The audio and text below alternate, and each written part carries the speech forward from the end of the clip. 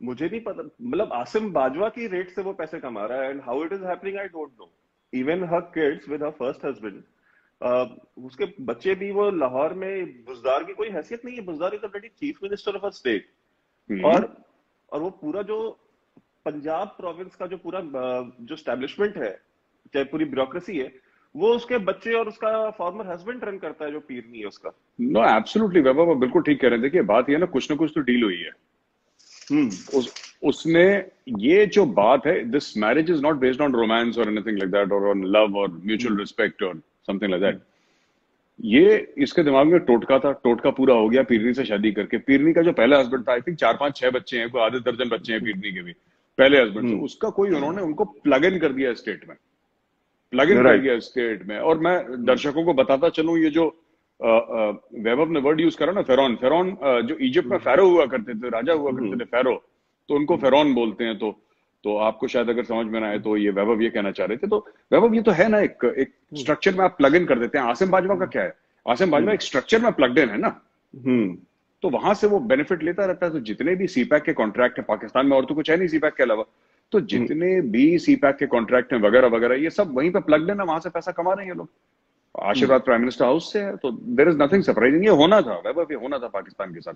Implode कर रहा है। मेरे कुछ दोस्त हैं पाकिस्तानी, वो ये कहते हैं कि साहब अब हमें डर लगने लगा है, और इट्स हाई टाइम कि हम दूसरे मुल्कों के कागज भरें, क्योंकि यहाँ पे अब हमें लग नहीं रहा कि गुजारा होने वाला है। It's a problem, this is a problem, this thing is a problem with Pakistan. ये दिक्कत जाएगी पाकिस्तान में बहुत ज्यादा। उनका देखिए फाइनेंशियल मेस में है वो बहुत ज्यादा, राइट। ग्रे लिस्ट में है, तो सांस बिल्कुल आधी आ रही है उनकी, पूरी सांस नहीं आ रही। उनके यहाँ फिर से टेररिज्म ने सर उठाया। लेटली अगर आप देखें पॉलिटिकल उथल पुथल, ये जो पूरा हो रहा है ना floor of the national assembly में, कि अयाज सादिक कभी कुछ बोल रहे हैं और कभी कुछ, ये अपने चौधरी फवाद कुछ बोल रहे हैं, और कुछ, ये मुझे नहीं लगता कि ये वन ऑफ चीजें हैं। ये एक दूसरे के पीछे पड़ चुके हैं, it's a fight to the death. और इसमें शामिल है वैभव वहां का चीफ ऑफ आर्मी स्टाफ, और शामिल है उनके कोर कमांडर। उनके आशीर्वाद के बिना क्या होता है वहां पे, राइट। तो ये है मेरे हिसाब से। अच्छा, उनका जो एजाज शाह, ब्रिगेडियर एजाज शाह, जो वहाँ का होम मिनिस्टर है, इसको इंटीरियर मिनिस्टर बोलते हैं पाकिस्तान का, अभी 2 दिन पहले वो खैबर पख्तूनख्वा में वो पॉलिटिकल स्पीच दे रहा था, उसमें उसने बोला, जी बिल्कुल बिल्कुल बिल्कुल, हाँ, कि एएनपी वाले जो है, जब उन्होंने एस्टैब्लिशमेंट के खिलाफ या इस मुल्क की फौज के खिलाफ जब बातें करना शुरू की, तो टीटीपी वालों ने मार दिया उन्हें। वही मैं, वो बिल्कुल बिल्कुल, वो उसने जो थ्रेट दिया ना, अब लोग कह रहे हैं उसने थ्रेट दिया। अब कई बार तो ये लोग ना, मुझे एक बात समझ में नहीं आती, टीटीपी का आप थ्रेट दे रहे हैं, ठीक है, अभी तक ये कह रहे थे टीटीपी इंडिया का है। एग्जैक्टली भारत ने पा रहा है टीटीपी। अब मैं ये ब्रिगेडियर साहब का दिमाग चल गया है, with due respect to his age and seniority, इनका दिमाग चल गया है। अभी कह रहे हैं, तो ये क्या है कि आतंकवादियों को इस्तेमाल करते हैं खुद के पॉलिटिकल राइवल्स को थ्रेटन करने के लिए। जैसे इंडिया में एक जमाने में वो बंबई में नहीं कहते थे कि भाई को दुबई फोन लगा देंगे, it is in the same genre. ये वही बकवास कर रहे हैं यहाँ पे भी, and they don't realize what damage they are causing to the country.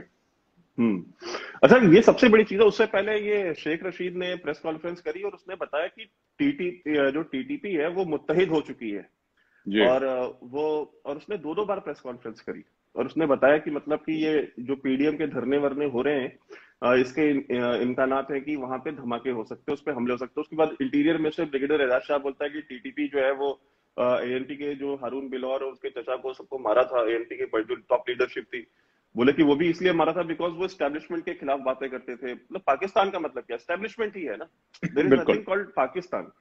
तो ये चीज, मतलब इतना ओपनली ये थ्रेट कर रहे हैं, और उसके बाद फिर यही वो लोग हैं जो ये कंप्लेन करते हैं कि भाई टीटीपी को इंडिया फंड कर रहा है, टीटीपी को, अच्छा इंडिया भी नहीं, अजीत डोवाल फंड कर रहा है, अजीत डोवाल का नाम लेके बात करते हैं।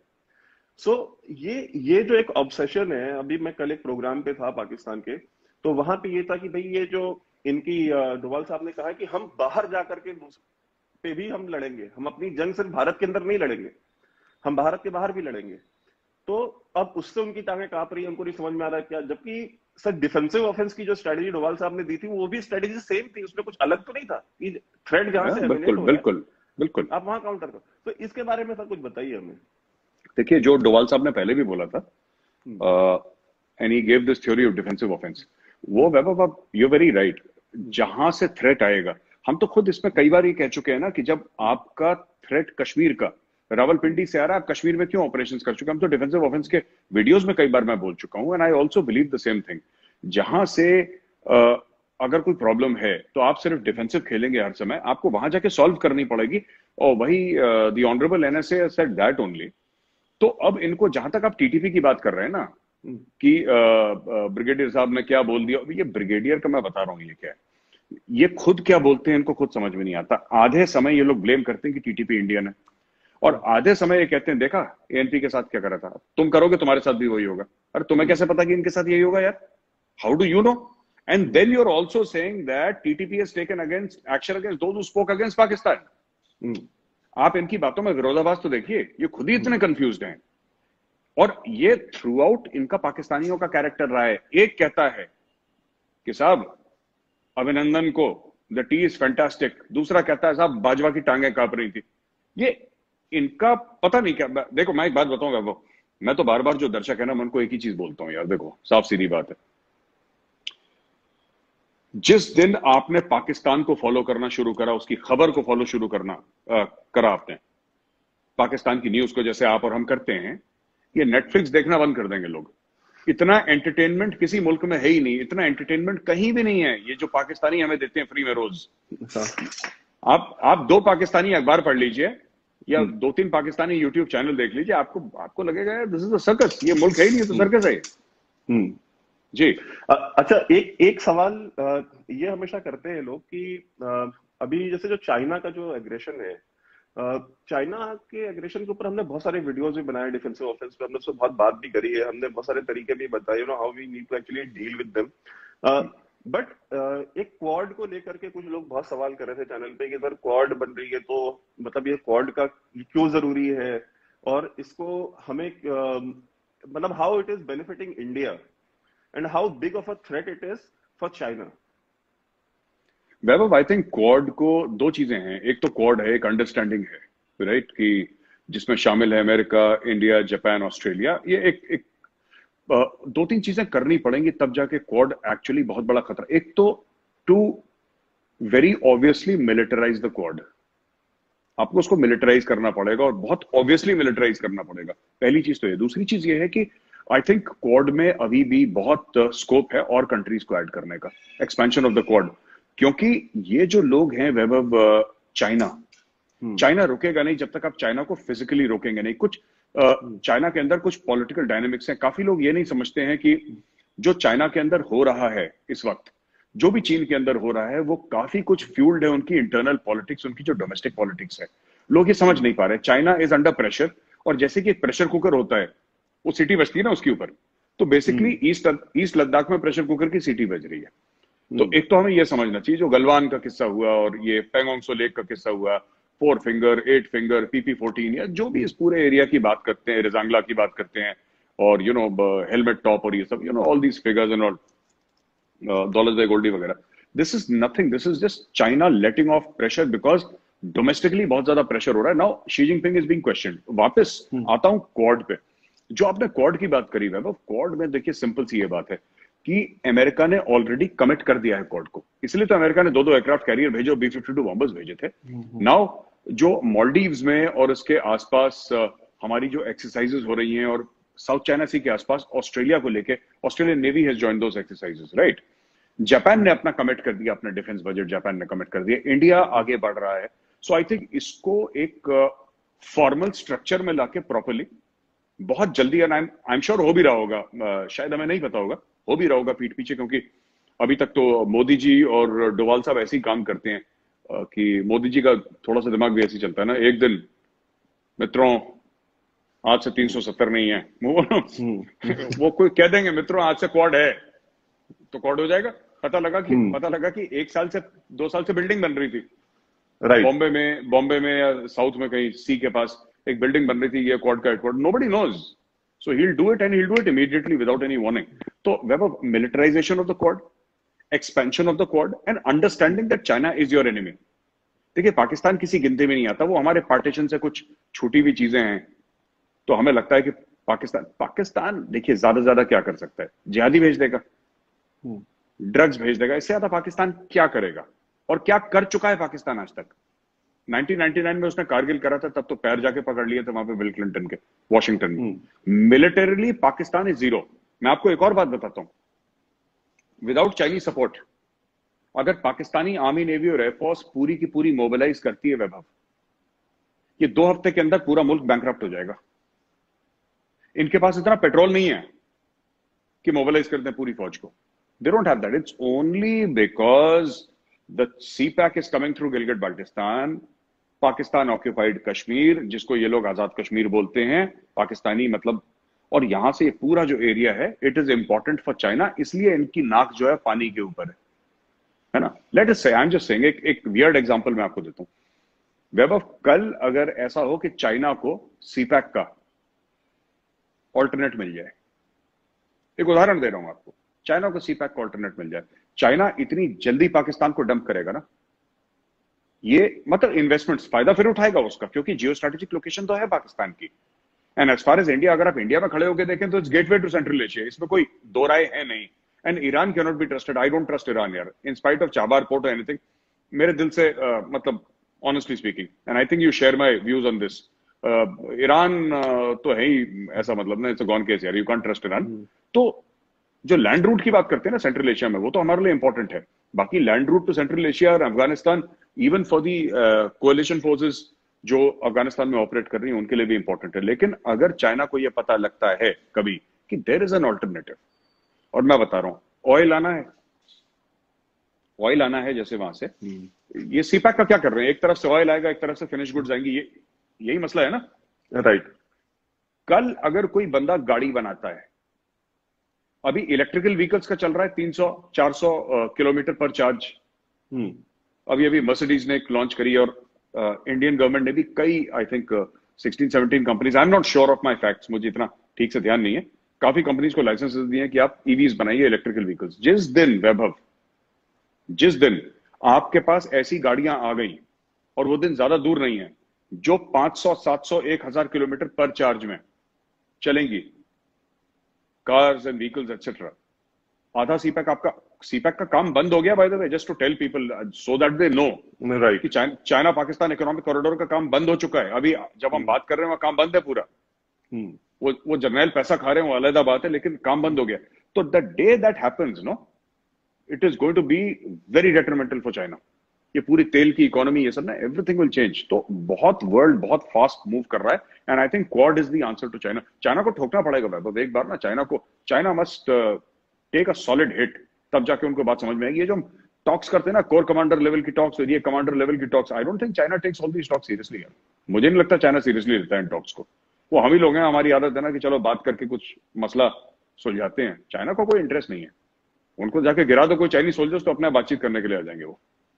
राइट। अच्छा, हम एक चीज ये भी देखते हैं कि सऊदी अरेबिया जो है, सऊदी अरेबिया ने नवाज शरीफ के ऊपर बहुत इन्वेस्टमेंट करी है। जब मुशर्रफ ने इनको एग्जाइल में भेजा था, तो नवाज शरीफ को सऊद फैमिली के ही कहने पे जिंदा छोड़ा गया था, otherwise they had plans to kill Musharraf, sorry kill Nawaz शरीफ।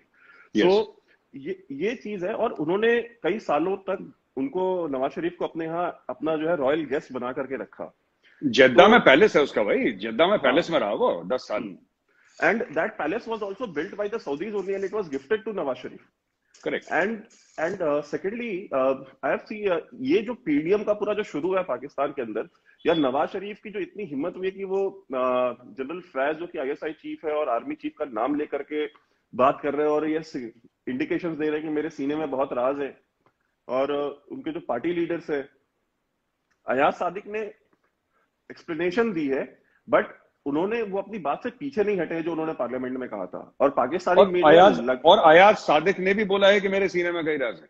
हाँ, अयाज सादिक ने भी ये बात बोली कि मेरे सीने में कई राज है, क्योंकि भाई वो स्पोक्स पर्सन रहा है, मतलब वो स्पीकर रहा है वहां की नेशनल असेंबली का, पार्लियामेंट का।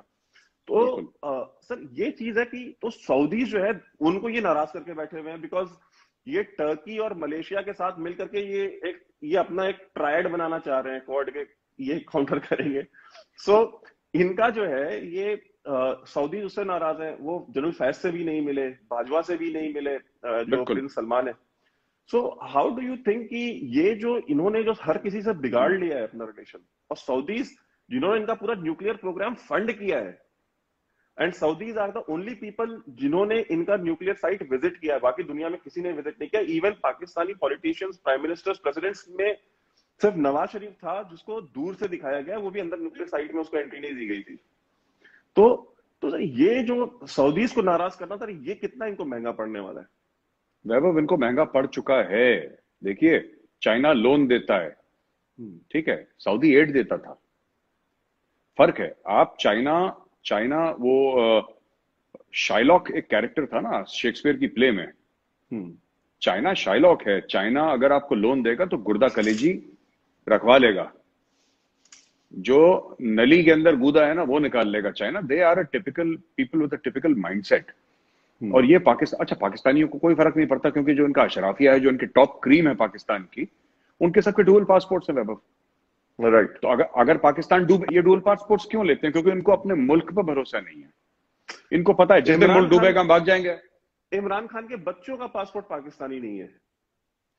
आप इमरान खान को छोड़ें, इमरान खान के पासपोर्ट का, ये जो आईएसआई चीफ है, आईएसआई चीफ की फैमिली फ्रांस में रह रही है। राइट। जो जनरल फैज है आईएसआई का चीफ, और ये फ्रांस को बॉयकॉट कर रहे हैं। अपने जो बेचारे जाहिल जो पॉपुलेशन है उसको सड़क पर उतार दिया कि प्रॉफिट के कार्टून निकाले हैं तुमने और फ्रांस को बॉयकॉट करो, फ्रांस को बॉयकॉट करो। और आईएसआई के चीफ की आधी फैमिली फ्रांस में रह रही है, सिटीजन है फ्रांस के। भाई बॉयकॉट करो, सबसे पहले वो बॉयकॉट करो। तो ये लोग नहीं कर रहे। अच्छा, दूसरी चीज, सऊदी का कितना महंगा पड़ा वैभव। देखो, सऊदी ने सिर्फ एक ट्रेलर दिया था कि जरा $1 बिलियन वापस लाना। ये पैरों के बीच में दुम डाल के बीजिंग गए रातों रात, और बीजिंग से बोला माई बाप कुछ दे दो, मतलब इज्जत बच जाएगी हमारी। So you see, they have to understand.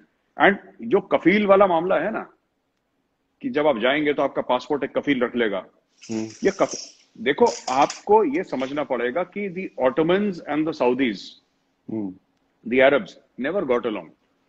Right. First world war की जब बात थी, तो फर्स्ट वर्ल्ड वॉर की बात में भी यही था कि ऑटोमन्स का राज था, जो एरिया अभी सऊदी एरिया, पूरा उस मिडिल ईस्ट के एरिया में। और वहां पे सऊदीज ने ब्रिटिश हेल्प के साथ लड़ाई लड़ी थी और ऑटोमन्स को वहां से खदेड़ा था। फिर उसके बाद कमाल अतातुर्क आया, फिर सेक्युलराइजेशन ऑफ टर्की हुआ, और फिर बड़े ड्रामे श्रामे उनके। लेकिन fact of the matter is that the Arabs and the Turks don't like each other, पहली चीज। दूसरी बात, टर्क्स के पास इतना पैसा भी नहीं है। टर्की क्या मैन्युफैक्चर कर रहा है, या टर्की क्या बना रहा है? ठीक है उसका मैन्युफैक्चरिंग बेस, ठीक है। टर्की को ज्यादा फायदा इसलिए हुआ है बिकॉज टर्की इज, अगेन, ये सब जो देश है ना, ये जियोपॉलिटिकल खा रहे हैं। नेटो का मेंबर था सर, और क्या है उसका? नहीं, नेटो का मेंबर था, and it is the bridge between Asia and Europe. वो बॉस्फोरस का जो पूरा area, it is the bridge. तो ये तो खा रहा है वैभव, ये दूसरी बात है। तीसरी बात ये है कि टर्की इस्तेमाल कर रहा है पाकिस्तान को, और किसने नहीं करा? चाइना ने करा, अमेरिका ने करा, सऊदी ने करा, अब टर्की इस्तेमाल कर रहा है। Pakistan is like reusable toilet paper ना, मतलब हर कोई बंदा, वो डिस्पोजेबल नहीं है, रीयूजेबल है, वो सब यूज कर रहे हैं पाकिस्तान को। अब टर्की की बारी है, मलेशिया की बारी है। अब मलेशिया भी हल्का सा बैकफुट पे हो गया जब से वो महातीर मोहम्मद गया है ना, that senile man who said that it's okay for Muslims to kill millions of Frenchman. तब से वो गया है, तो डैमेज कंट्रोल उन्होंने शुरू कर दिया। तो जो ये ब्लाइंडली मलेशिया को सोचते हैं मलेशिया इनके पार्ट में आएगा, नहीं आएगा मलेशिया। पहली चीज, टर्की आ रहा है क्योंकि टर्की का ज़ायम कुछ और है, टर्की चाहता कुछ और है। और जहां तक आपका ये सवाल था कि कितना फर्क पड़ा है, मुझे तो लगता है जबरदस्त फर्क पड़ा है, जबरदस्त फर्क पड़ा है।